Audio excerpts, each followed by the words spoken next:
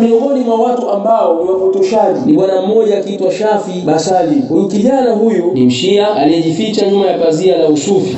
Bismillahirrahmanirrahim. Alhamdulillahi rabbil alamin wal aqibatu lil muttaqin wala udwana illa ala adh-dhalimin.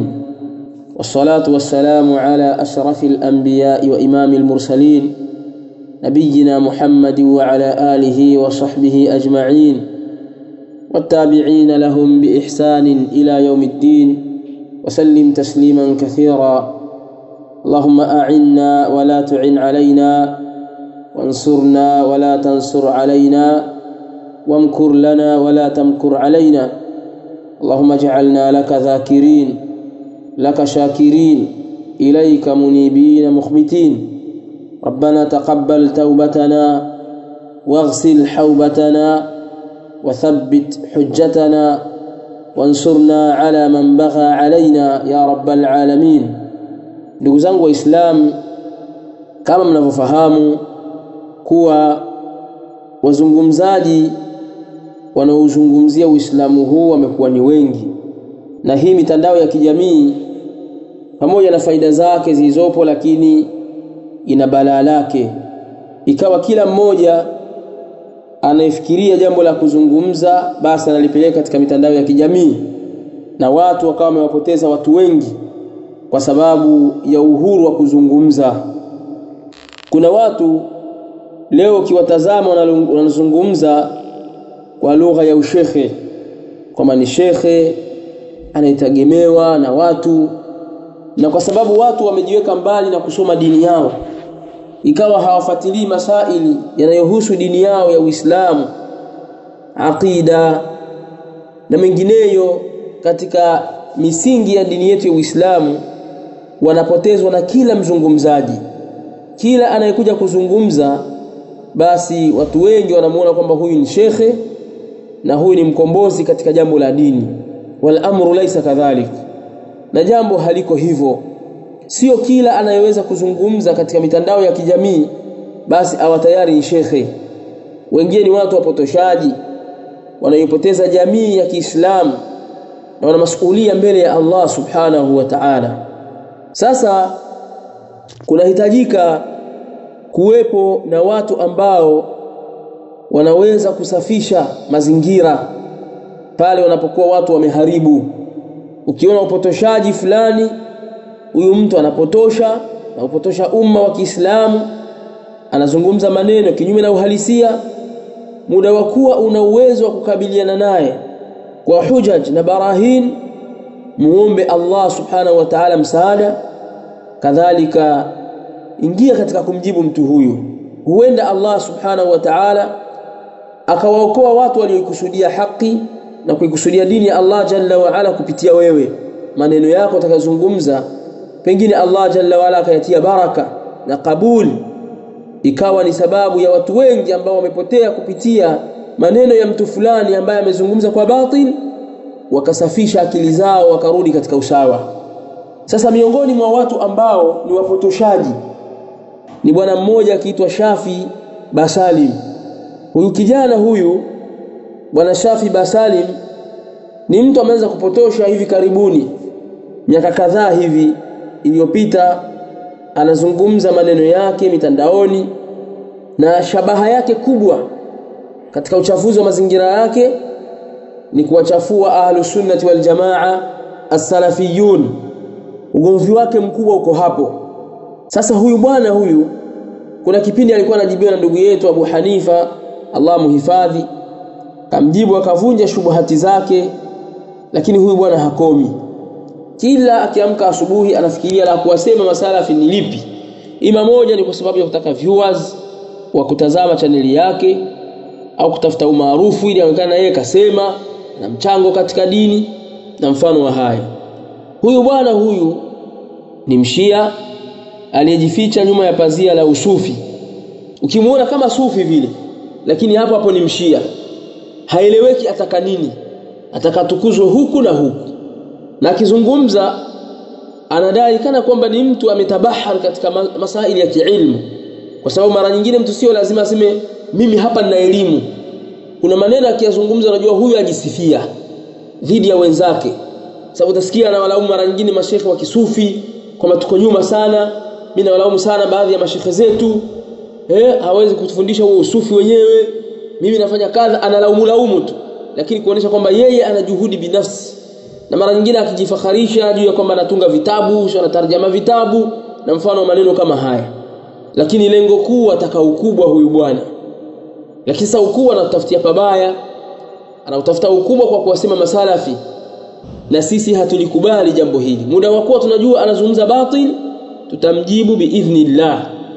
Sasa huyu bwana miongoni mwa uongo uliota mapembe, tena mapembe ya nyati,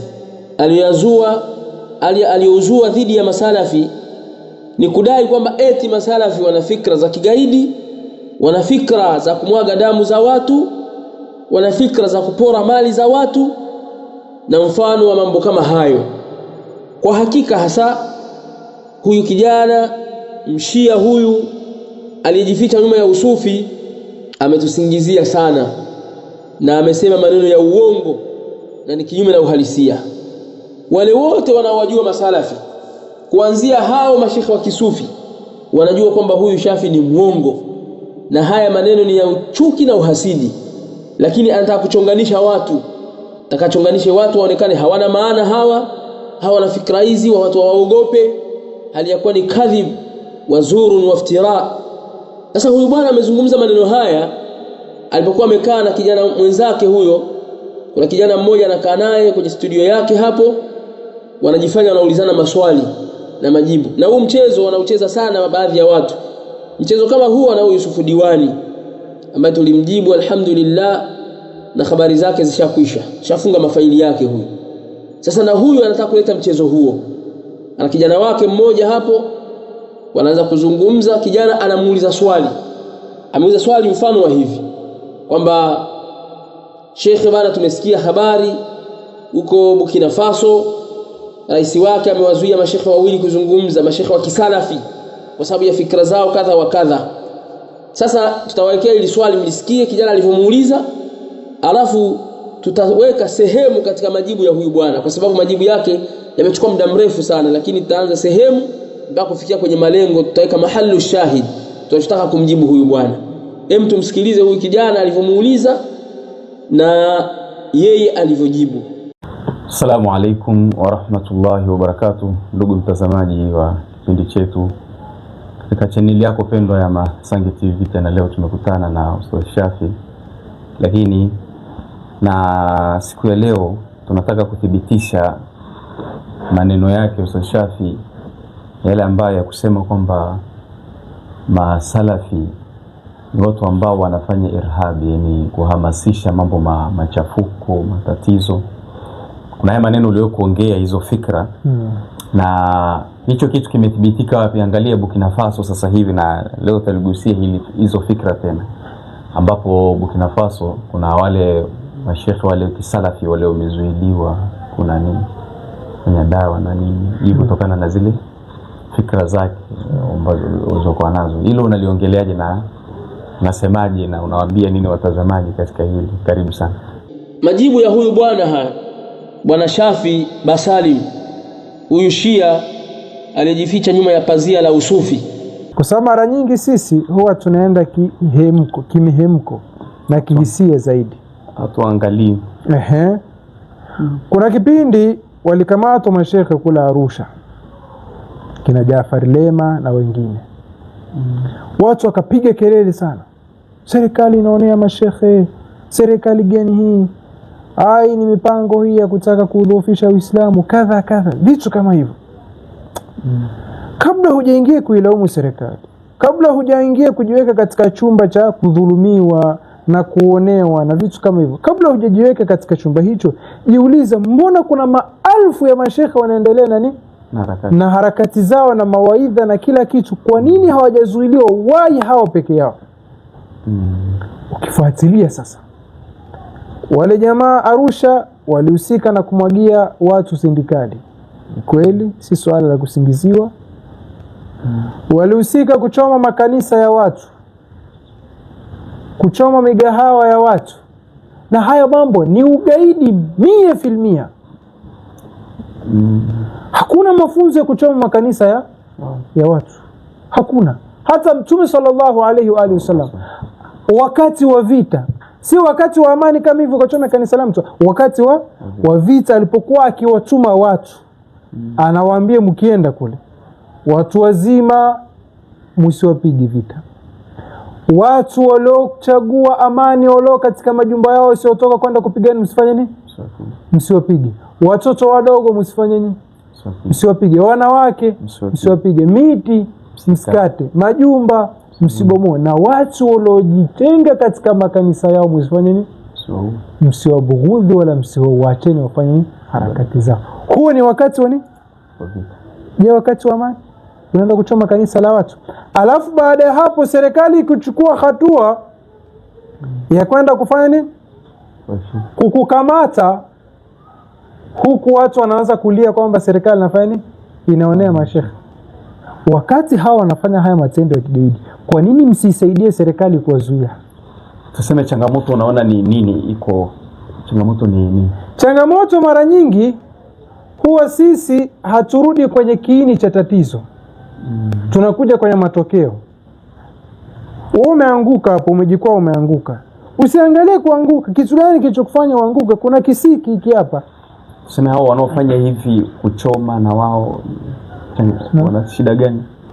Na mara nyingine wanasema huwa inatumika lugha kwamba Waislamu wenye msimamo mikali. Huo si msimamo, tafsiri ya msimamo mkali wa Muislamu si hiyo. Hao ni magaidi. Muislamu mwenye msimamo mikali ni yule Muislamu ambaye kwamba mwenye kushika mafundisho ya dini ipasavyo. Huyo ndio Muislamu mwenye misimamo mikali na dini yake, maana yake anashika maamrisho na dini yake. Sasa ukisema Waislamu wenye misimamo mikali wamefanya hivi, maana yake ile ndio misimamo mikali ya Uislamu. Yaani tafsiri ya kama mtu akipanda sana katika Uislamu akafikia katika high level ile ndio anakuwa vile, maana yake ni hivyo. Hiyo ni lugha ya makosa, pia huwa inatumika mara nyingine katika vyombo vya habari, watangazaji na vitu kama hivyo. Hii ni lugha ya makosa. Si sawa wale watu wenye kufanya matendo yale ndio Uislamu wenye misimamo mikali. Sema watu fulani ambao kwamba wenye fikra za kigaidi au wenye mirengo ya nini? Ya kigaidi na vitu kama hivyo. Tuseme ile fikra imeanzishwa tuseme katika grupu hili la masala. Sasa hii ni kuna madhehebu maalum ambao kwamba dhehebu maalum lenye mirengo hilo ambao kwamba ni dhehebu linafahamika, hao wajitao masalafi. Katika fikra zao ugaidi umo ndani yake. Katika mirengo yao ni kuhalalisha kila asiyekuwa wao kumwaga damu yake, ushaona, kumuua, kumpora mali zake, na njia hiyo ndio walioitumia kama tulivyoeleza katika vikao vilivyopita, kuivamia Maka, kwa sababu hawa Al Saudi na wengine ni wavamizi wale. Nataka nimwambie kwamba kwanza kuhusu hao mashekhe ambao wako Burkina Faso, kwa mujibu wa maelezo anayotoa kwamba eti wamezuiliwa kuzungumza, wamefungiwa kuzungumza kwa sababu ya uchochezi wao na vitu kama hivyo, akadai eti mashekhe wa kisalafi. Mimi siwezi kumsadikisha katika hilo, kwa sababu mashekhe wa kisalafi hawana mrengo wa ugaidi, kupora mali za watu, wala mfano wa mambo kama hayo, kuchoma makanisa, si kufanya nini hayo. Kwa salafiyun wako mbali nayo kabisa. Ingaje kisa hiki mimi sijakifuatilia wala sijakijua ukweli wake na undani wake imekuwaje, sikuwa nimesikia yeye akitaja. Sasa tuache hawa, nataka tujibu kwenye shubuha zake.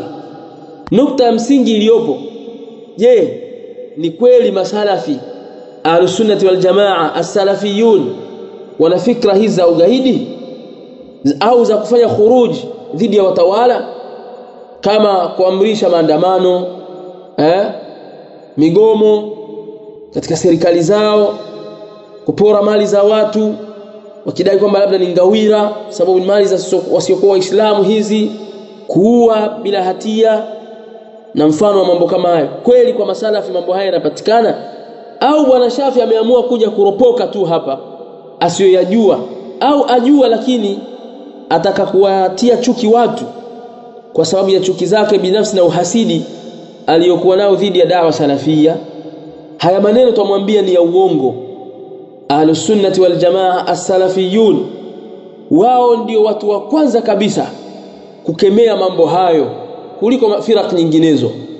Utawasikia katika durusi zao, mihadhara yao, khutbu zao na vitabu vyao walivyoviandika, rasaili mbalimbali, makala zao na magrupu yao katika WhatsApp na sehemu nyinginezo. Mazungumzo yao utayasikia wao wanakemea vitu hivi tena kwa ukali, kwa mujibu wa adilla zilizowafikia kutoka katika Qur'an na sunna za Mtume sallallahu alaihi wasallam, na kwa mujibu wa ufahamu wa salafu salih. Na haya yanafahamika mbele za ahlus sunnah wal jamaa na watu wanaofuatilia dini yao. Katika hili nitatoa mfano mmoja. Mathalan, huyu bwana huyu alipoulizwa swali lile, kuna watu wamewataja katika masheikh ambao walikamatwa hapa nchini wakawekwa ndani kwa sababu ya fikra chafu walizokuwa nazo. Eti asipokuwa na uadilifu huyu bwana atakuwa nasibisha wale masheikh kwamba ni masalafi. Kadhaba wallah wa rabbil arshil azim.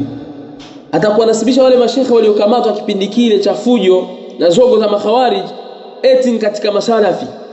Hivi kweli wewe Shafi ukija kuzungumza unajifikiria au wapeleka mambo kichwa mchunga tu, wazungumza kwa batil na chuki binafsi? Muogope Allah subhanahu wa ta'ala. Kwani nkina nani waliosimama wakati wa kipindi hicho kigumu? Makhawariji wametia kasi na wanazungumza kwa ujasiri na kufanya vitendo vya kinyama. Ni nani kati yenu nyinyi na ahlus sunnah wal jamaa salafiyun waliosimama dhidi ya vitendo hivyo? Ni kina nani katika manabiri zao walikuwa wakizungumza mambo haya, kukemea batili walizokuja nazo makhawariji? Ni kina nani kama sio ahlus sunnah wal jamaa? Ulikuwa wapi wewe Shafi kipindi hicho? Mbona hatukukujua wewe wala tujali kukusikia unakemea mambo haya?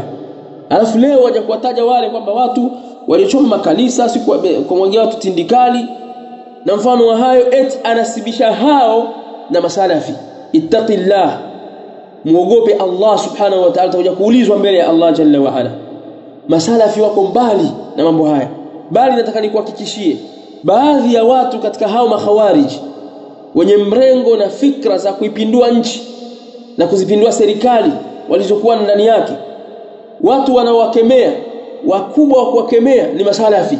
Mashekhe zetu na maduati wa kisalafi ndio waliosimama dhidi yao wakakemea mambo haya, mpaka wakatishiwa amani, ikawa wanatangaza wanataka vichwa vya mashekhe zetu. Ulikuwa wapi wewe Shafi kipindi hicho? Wakawa wanatangaza kwamba tunamtaka fulani kwa sababu hawa ni wanafiki.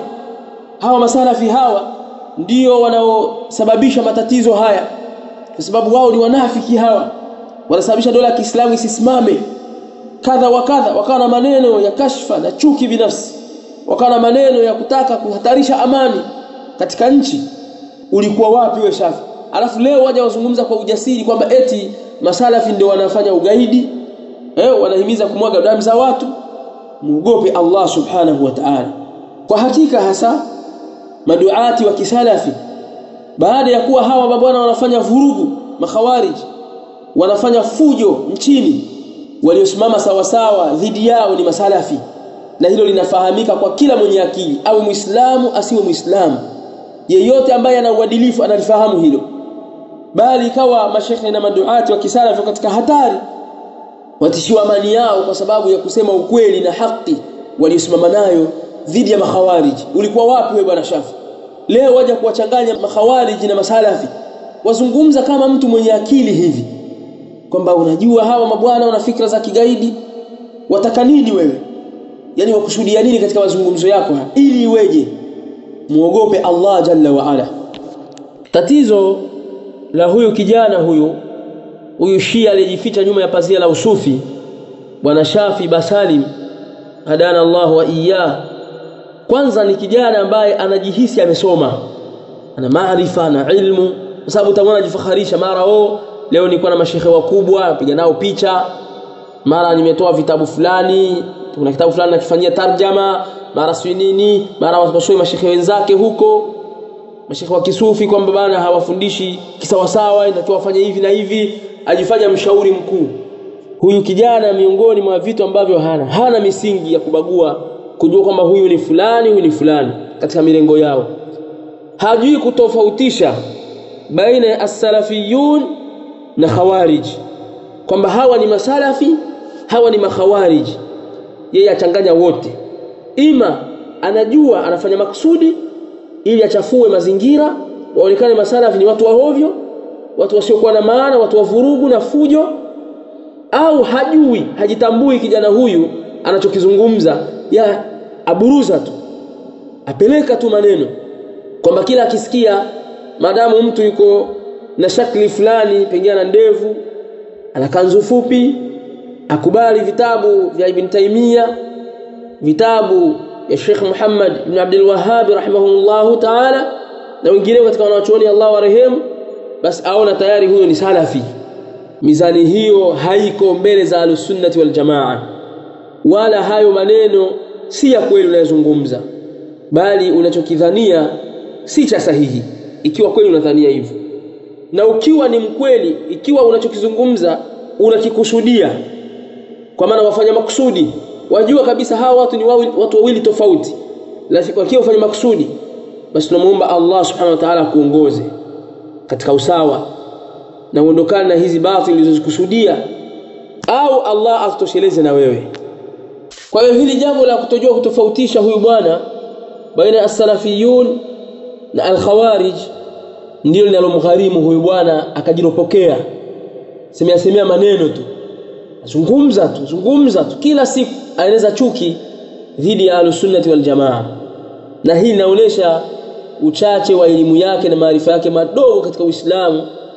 Tashayakha, amejifanya kuwa shekhe hali ya kuwa si shekhe, wala si shekhe kwa lolote wala chochote, labda ni shekhe wa mitandaoni, sababu mitandaoni kuna mashekhe wengi wanaodhihiri mitandaoni wakazungumza, wako kibao mashekhe hao, lakini ukiwachuja ukaweka katika mizani ya ushekhe hawamo. Miongoni mwa wasiokuwemo ni huyu bwana Shafi Basalim.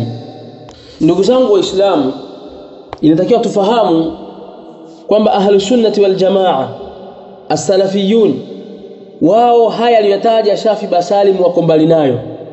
Kwanza hawamkufurishi mtu muayyan isipokuwa kwa hujaj na barahin, sio kama alivyodai huyu bwana Shafi kwamba wanawakufurisha watu kadha na kadha na wanalisha damu zao. Ni maneno ya uongo, bali vitabu vyao Ahlus-Sunnah wal Jamaa vimejaa maneno ya wanawachuoni ya kuonesha kwamba wao wanapinga vitendo hivi, wako mstari wa mbele katika kumpinga kila ambaye anakufurisha mtu muayyan, yani mtu maalum, kwamba huyu ni kafiri. Kwa sababu gani? Kwa sababu akufanya kadha, isipokuwa kwa dalili na hujja.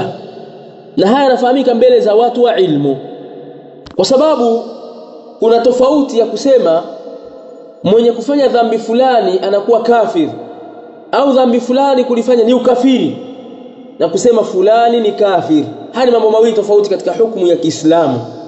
Mfano, twasema sisi man taraka salata faqad kafar, atakayeacha swala huyu atakuwa amekufuru. Lakini je, hal nukaffiru almuayyan? Je, tunamkufurisha mtu maalumu kwamba wewe fulani, huyu mzee fulani huyu kafiri kwa sababu gani? Kwa sababu haswali? La, bali ni kwa masharti. Kwanza kabisa inatakiwa mtu huyu zisimame kwake yeye hujja na zimdhihirikie wazi, na kadhalika viondoke vizuizi vya kukufurishwa yeye au vizuizi vya kutokufurishwa yeye, lazima viondoke kwanza. Aondokane na ujinga aliyokuwa nao. Inawezekana anafanya dhambi fulani lakini ana shubha fulani, amekallid, yani amemfuata shekhi fulani na mfano wa hayo. Kwa hiyo hivi ni vizuizi vya kumfanya asikufurishwe, inatakiwa viondoshwe kwanza, na kadhalika hoja zimsimamikie yeye juu yake kwamba anachokifanya hiki ni ukafiri au ni kitu fulani katika madhambi ambayo yanaweza kumfanya kuwa kafir na mfano wa hivyo. Hivyo ndivyo walivyo Ahlus-Sunnah wal Jamaa katika vitabu vyao vyote. Ndio maana al-Imam Ibn Abi Daud rahimahullah ta'ala katika haiya yake anasema wala nukaffiran ahla as-salati wa in asaw fakulluhum ya'si wa dhul 'arshi yasfahu. Anasema wala nukaffiran ahla as-salat, na wala hatuwakufurishi waislamu sisi waliotamka la ilaha illa Allah wa in asaw, ijapo wakiasi wakafanya madhambi, fakulluhum ya'si, kila mmoja katika wao anaasi, wa dhul 'arshi yasfahu, na mwenye arshi tukufu anasamehe madhambi. Kwa hiyo ni lazima mtu kwanza asimame hujja na barahin juu yake kwamba wewe ulichokifanya ni hiki, alafu afanye inadi katika hilo, na ziondoke mawani'u takfir. Kishaondoka kwake na zikathibiti hujja kwake, huyu anaweza kukufurishwa kwa misingi na hoja maalum, na si kila mtu anaweza kumkufurisha mtu kwamba wewe kafiri, bwana wafanya baadhi ya watu. Jambo hilo halipo mbele za Ahlus-Sunnah wal Jamaa. Kwa huyu bwana anapokuja, kwa hiyo huyo bwana anapokuja akasema hawa masalafi wana fikra za kukufurisha watu, kuhalalisha damu zao, ugaidi, ni uongo, tena uongo uliota mapembe. Amuogope Allah subhanahu wa ta'ala katika hili. Katika jambo hili, ili kuthibitishia kwamba Ahlus-Sunnah wal Jamaa wako mbali na vitendo ulivyovitaja vya kuwakufurisha watu na kuhalalisha damu zao, nitakutajia mtu ambaye wewe kawaida yako wamchukia, na watu wenye mrengo kama wako wakamtuhumu na kumsema vibaya, Sheikhul Islam Ibn Taymiyyah rahimahullahu ta'ala. Huyu Jabal, mwanachuoni ambaye wameshindwa wanawake kumzaa mfano wake baada yake Sheikhul Islam Ibn Taymiyyah rahimahullahu ta'ala, namna alivyokuwa bahari katika mambo ya ilmu. Anasemaje? Anasema katika Majmu'ul Fatawa Sheikhul Islam Ibn Taymiyyah rahimahullahu ta'ala, maneno yake aliyosema, asema faqad yakunu al-fi'lu au al-maqalatu kufran, huenda kikawa kitendo au maneno ni ukafiri, yani maneno ya kikafiri au kitendo cha kikafiri. Wa yutlaqu al-qawlu bitakfiri man qala tilka al-maqalata au fa'ala dhalika al-fi'l, na ikawa imeachiwa kauli ya kumkufurisha yule aliyesema maneno hayo au akakifanya kitendo hicho. Wa yuqalu, na kukasemwa pia, man qala kadha fahuwa kafir au man fa'ala kadha fahuwa kafir. Ikawa sheria kwa ujumla yasema kwamba atakayesema hivi atakuwa ni kafiri, au atakayefanya kitendo hiki atakuwa ni kafiri. Lakini ash-shakhs al-mu'ayyana alladhi qala dhalika al-qawla au fa'ala dhalika al-fi'la la yuhkamu bikufrihi. Lakini mtu muayyan, mtu maalumu kwamba fulani ni kafir, ambaye amesema maneno hayo au akafanya kitendo hicho, hahukumiwi juu yake ukafiri hatta taquma alayhi alhujja, mpaka zisimame juu yake hoja.